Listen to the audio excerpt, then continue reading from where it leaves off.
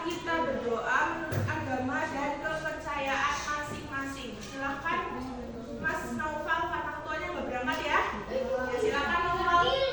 Siapa wakilnya? Ya boleh. Pimpin doa. Silakan dipimpin doa. Doa mulai.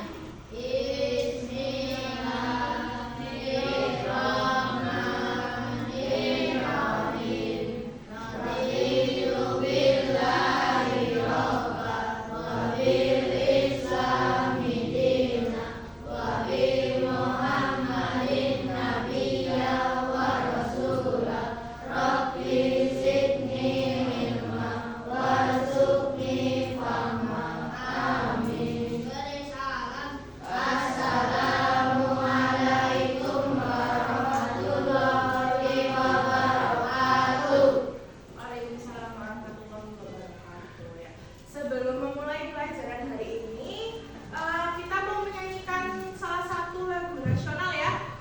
Silakan kelas 2 boleh berdiri. Ya, berdiri. Kita mulai ya.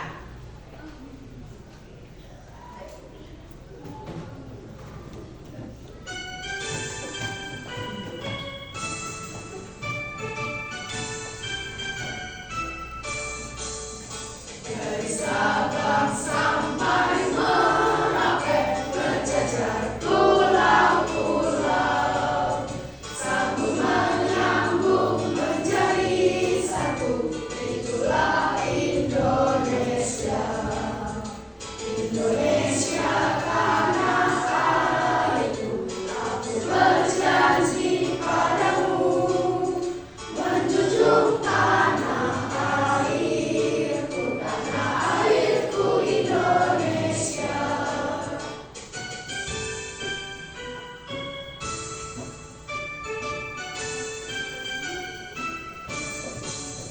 Dari Sabang sampai Merauke, berjejer pulau-pulau, sambung menyambung menjadi satu. Itulah Indonesia. Indonesia tanah airku, aku berjanji padamu, menjunjung tanah airku Indonesia. Ya, silakan duduk kembali. Oke. Hari ini siapa yang tidak berangkat? Roza masih sakit ya? Masih.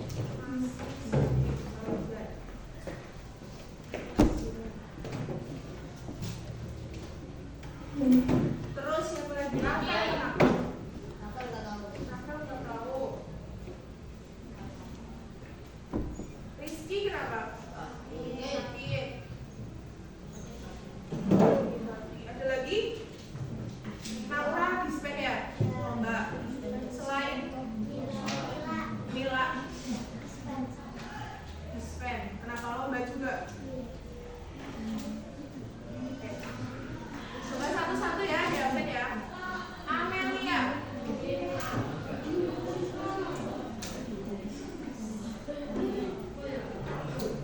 Ardian. Catur. Chandra. Eva. Manika. Deska. Dinar. Endra. Erlina. Vina. Dila. Irma. Kayana. Horim. Marhatun. Mila.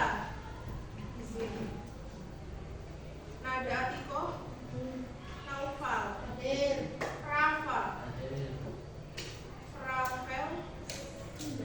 Restu. Ririn. Rizky.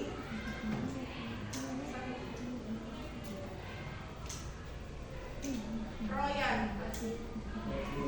Roza. Sakit. Safwana. Safwana Naura. Septi. Safwana.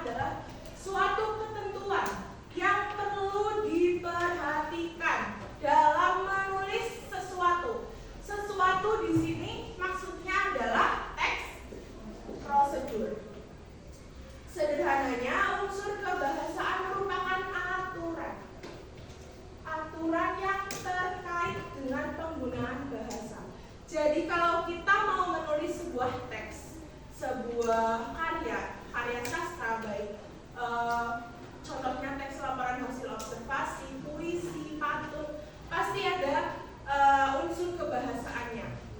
Jadi untuk aturan penulisan gitu ya.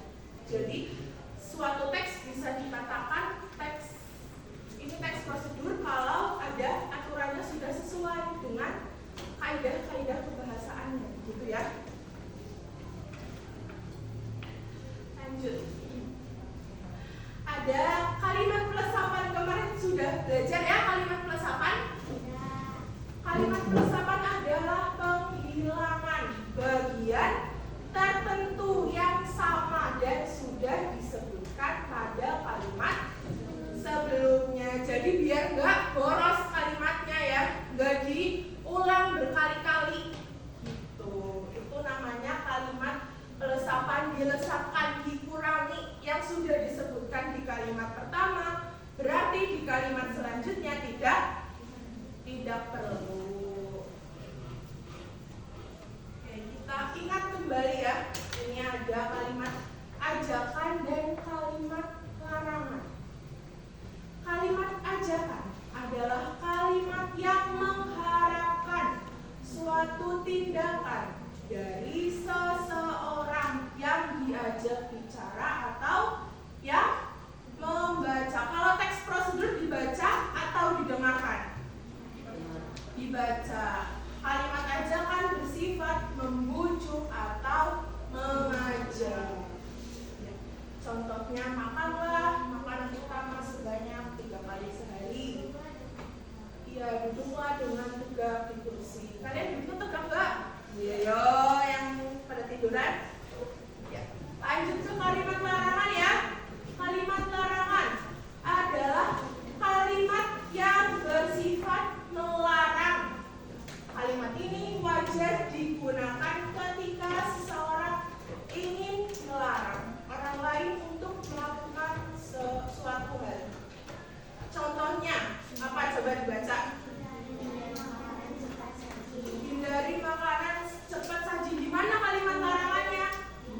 Hindari. Coba kalimat kedua. Ya, tenang, di sini ada koma. Jangan. Ini kalimat larangannya ya. Kalau ajakan yang tadi di mana? Ajakannya. Makanlah. Ini apa? Duduklah ya. Kita lanjut. Ini sudah beda ya. Kemarin kita belum belajar tentang kalimat deklaratif. Kita lanjut ke subbab berikutnya. Tadi hanya sekedar pengingat supaya kita nggak lupa. Kemarin udah belajar angka sama bulan. Lanjut, kalimat deklaratif. Ada yang udah pernah dengar kalimat deklaratif? Oke, kita belajar bersama-sama ya. Kalimat deklaratif adalah kalimat yang berisi pernyataan. Pernyataan atau pertanyaan? Pernyataan sama pertanyaan beda atau sama? Kalau pertanyaan apa? Kalau pertanyaan apa? Coba. Bertanya ya. Kalau pernyataan ini berisi informasi atau kalimat berita. Nah, kalimat deklaratif ini tidak mengandung kata tanya, kata ajakan, atau kata larangan. Jadi, hanya bersifat menginformasikan kepada para pembaca, gitu ya. Contohnya, apa coba dibaca?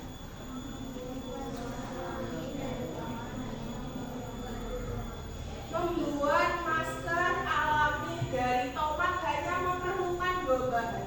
Ini contoh kalimat tanya, ajakan, larangan, atau informasi. Informasi, karena ini menginformasikan ya bahwa masker alami dari tomat hanya memerlukan 2 bahan gitu. Udah nggak? Udah ya. Lanjut nggak? Coba yang kedua, Laura punya kalimat interogasi.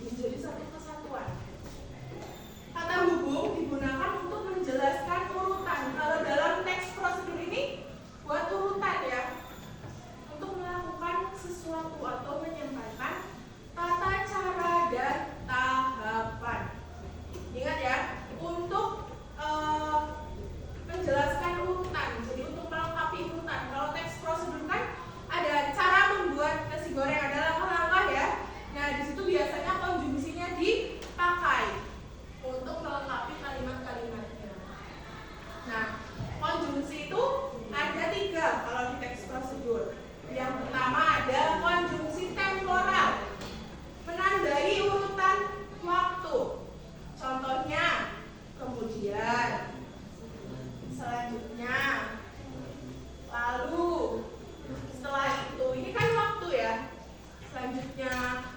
Lalu setelah itu kan yang nantinya akan dilakukan itu waktu, berkaitan dengan waktu. Yang kedua ada konjungsi persyaratan. Konjungsi persyaratan merupakan kata hubung yang menyatakan syarat seperti andai, asalkan, jika. Contohnya, jika sudah memanaskan air selama 1 menit, kemudian masukkan bawang putih, misal masak sayur bening, bawang putih dan bawang merah gitu ya. Itu kan ada syarat. Syaratnya kalau airnya sudah blubub ya, sudah mendidih, maka langsung dimasukkan bawang gitu ya. Bisa mengerti kalau persyaratan ada hal yang sudah dilakukan baru hal selanjutnya dilakukan. Yang ketiga, konjungsi penambahan, bermakna tambahan, menambahkan. Contohnya ada selain itu, pun, oleh karena itu, di samping itu. Contohnya ada apa? Contohnya tambahkan gula, garam, selain itu lada, gitu ya. Tambahan, penambahan biasanya digunakan di akhir. Lanjut. Kemudian ada numeralia. Numeralia itu apa dari bahasa Inggris? Number. Number itu artinya apa? Angka. Nah, numeralia. Numeralia itu biasanya kata bilangan atau angka yang digunakan untuk mengurutkan. Contohnya, pertama,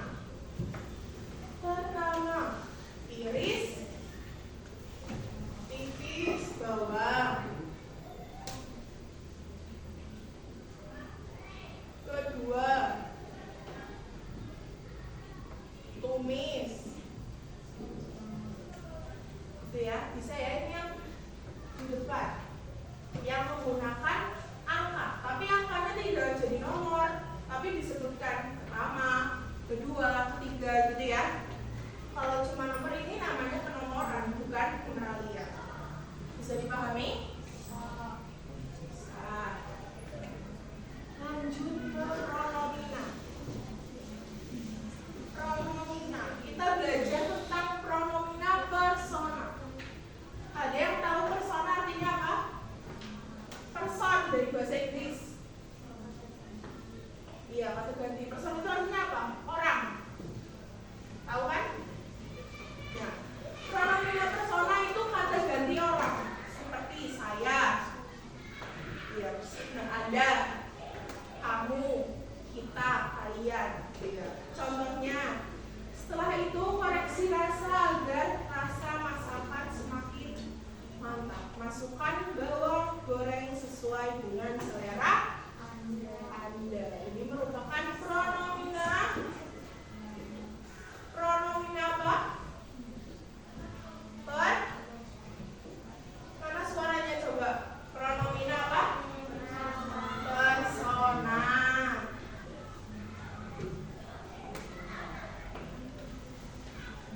Bisa dipahami nggak pronomina persona itu apa? Kalau ada kata ganti orang ya Anda, kamu gitu, itu namanya pronomina kan?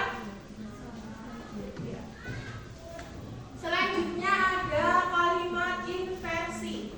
Coba, kalimat inversi adalah kalimat yang predikatnya mendahului subjek. Predikat itu kata apa? Predikat sudah pernah belajar? SPOK, subjek, predikat, objek, keterangan. Sudah pernah?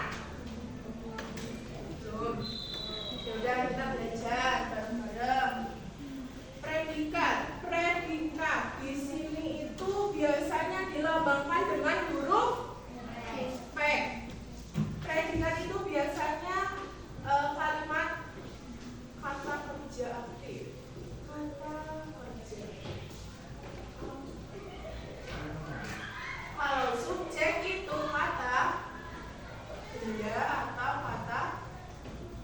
ganti orang.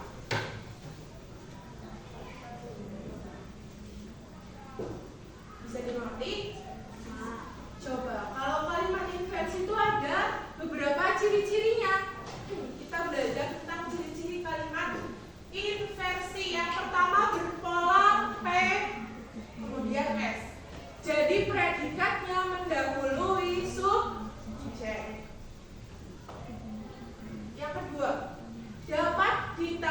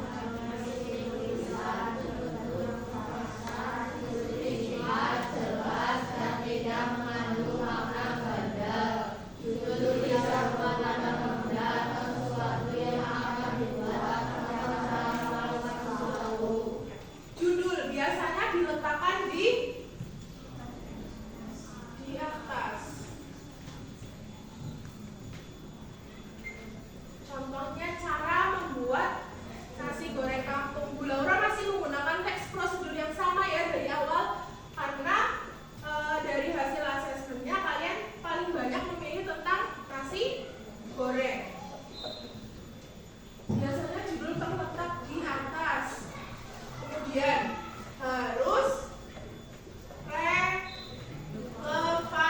dengan isinya.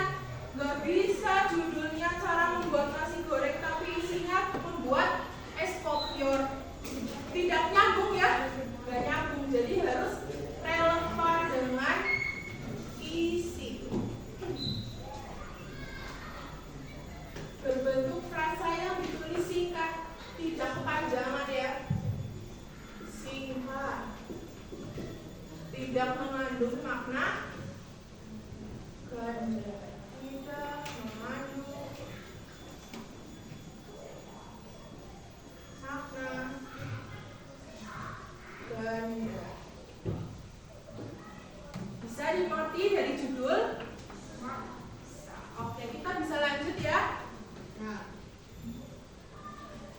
Yang selanjutnya ada alat dan bahan. Biasanya ini terletak di bawah judul. Habis judul, kemudian ada alat dan bahan. Ini ada alatnya ya, kita tambahin sendiri. Apa kalau bikin nasi goreng biasanya alatnya apa? Wajan, spatula, solet. Solet itu bahasa apa? Spatula, pisau, talenan, kompor ya benar, gas, kompor plus gas, rumah ya. Ini bahan, ini alat ya. Biasanya terpisah karena alat dan bahan itu satu kesatuan yang berbeda.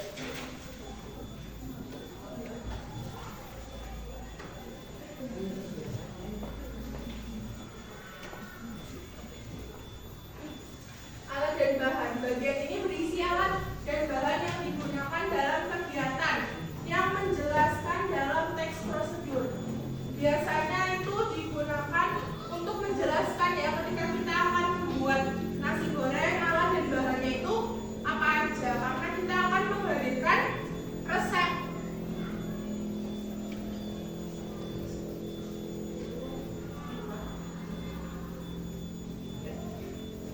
Lanjut ya.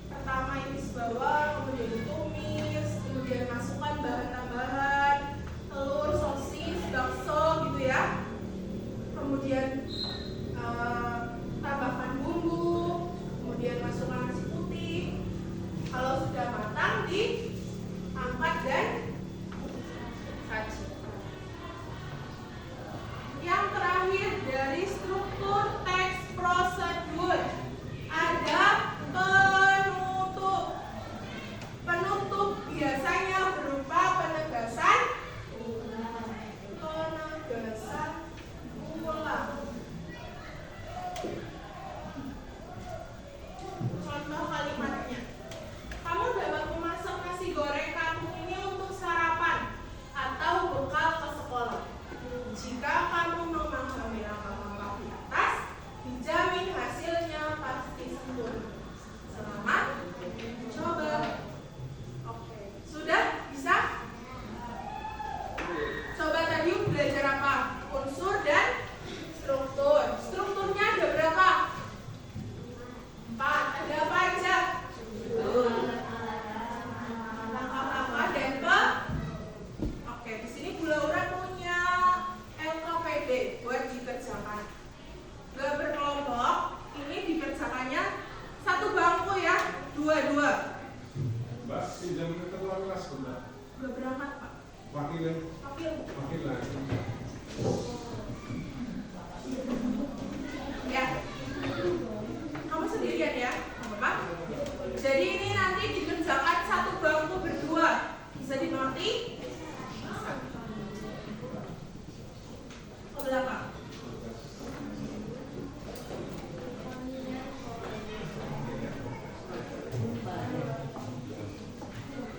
Makasih, Mbak.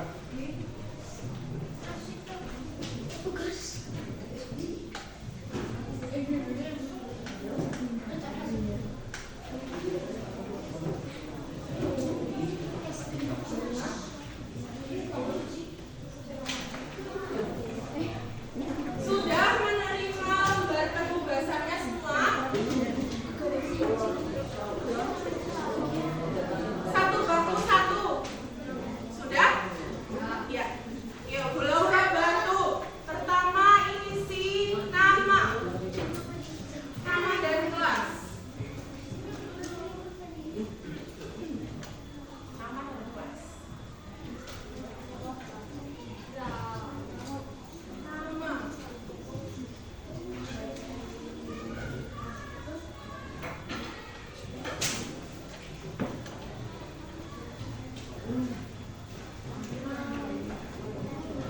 Ya.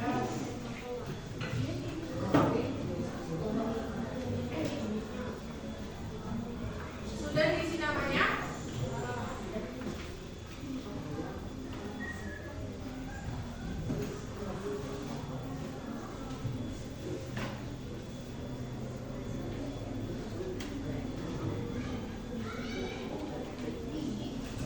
Sudah? Eva sudah? Sudah diisi?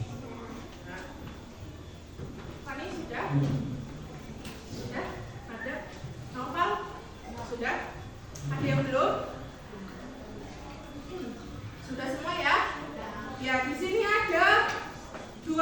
Yang pertama ada kaidah kebahasaan, yang kedua tentang teks prosedur. Nomor 1 ya, kalimat. Kalian menjawab. Ada kalimat di sebelah kiri, contoh kalimat. Itu termasuk ke kaidah kebahasaannya jenis apa? Kalian tuliskan di tabel sebelah kanan. Bisa dimengerti? Di situ kan ada kalimat tambahkan garam, sorbet buah ini, bla bla bla bla. Nah, sampai akhir kalian kerjakan sesuai sama yang tadi Bu Laura sudah menjelaskan. Di LKS juga ada. Tadi kalian nggak nyatet, tapi di LKS ada. Coba dibuka.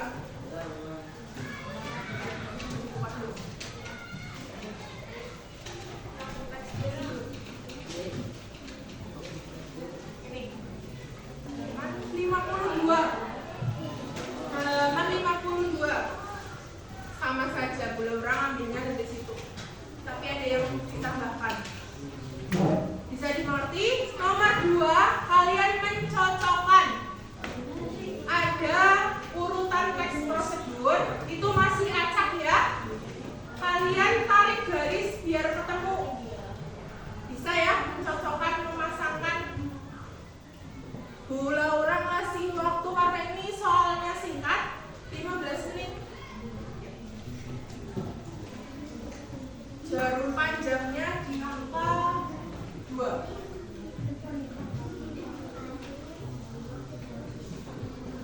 Bisa mulai dikerjakan.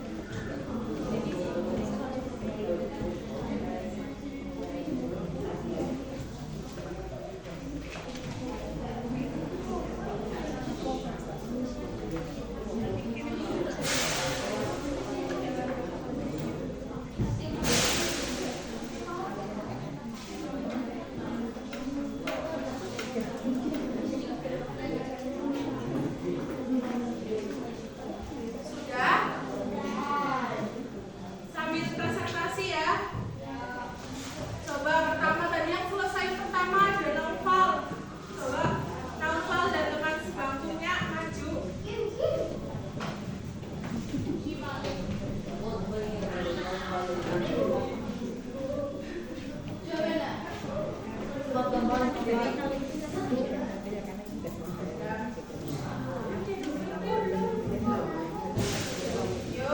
Pak.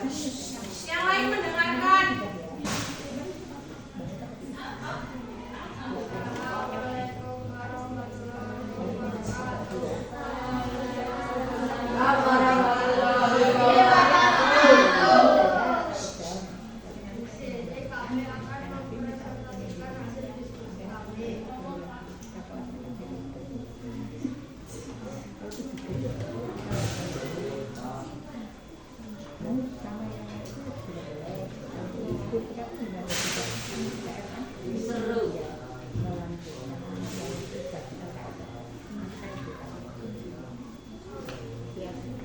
Ya, yang pertama itu ada kalimatnya tambahkan garam dan gula secukupnya.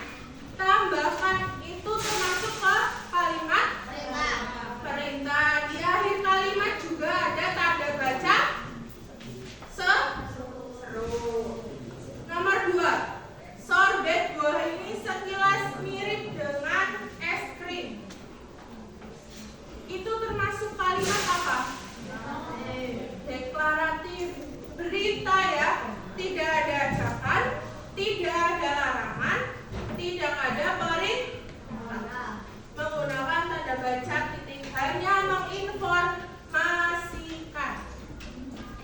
Yang nomor 3, nah bagaimana? Mudah kan? Ada tanda baca apa di sana? Tanda baca tanya, termasuk ke dalam kalimat interrogatif. Selanjutnya, lalu marinasi ayam selama 15 menit, termasuk ke dalam unsur kebahasan yang mana? Konjungsi temporal, karena menyatakan waktu. Tempo itu waktu.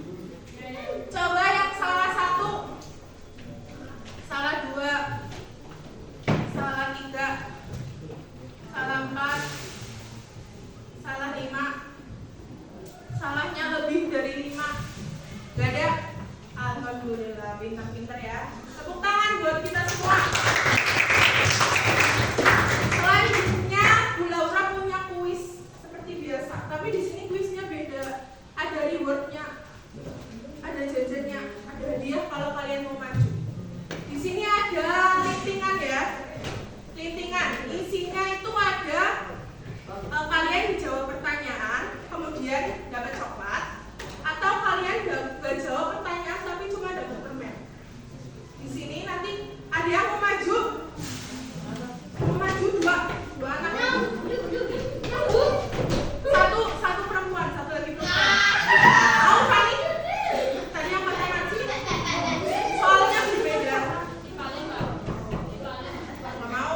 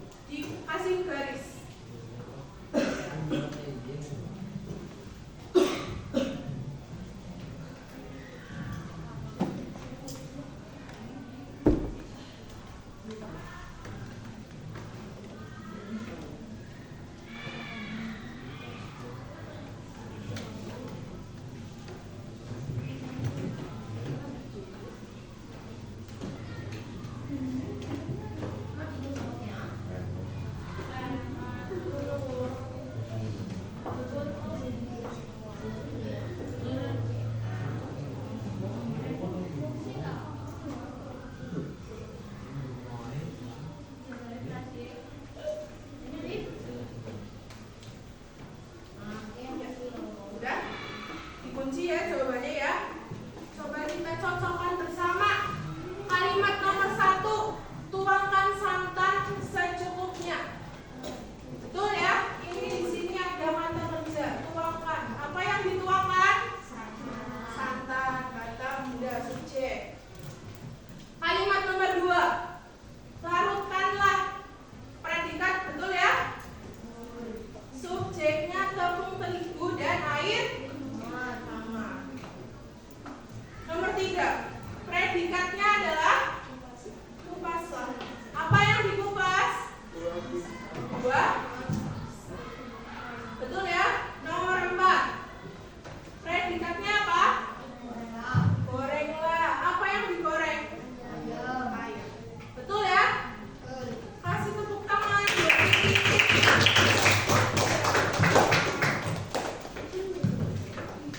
Sudah belajar tadi ya sama Bu Laura tentang unsur dan struktur. Sudah mengerjakan LKPD juga. Sudah ada kuis. Sudah benar semua ya mengerjakan kuisnya, mengerjakan LKPD-nya. Oke, selanjutnya kita mau games gak? Ya. Games lagi ya, di sini ada tebak gambar, tapi beda nggak kayak yang kemarin. Mau nggak? Mau. Coba cek konsentrasi dulu. Belum. Konsentrasi. Konsentrasi dimulai. Oke, lanjut ke tebak gambar. Siapa ini? Apa coba?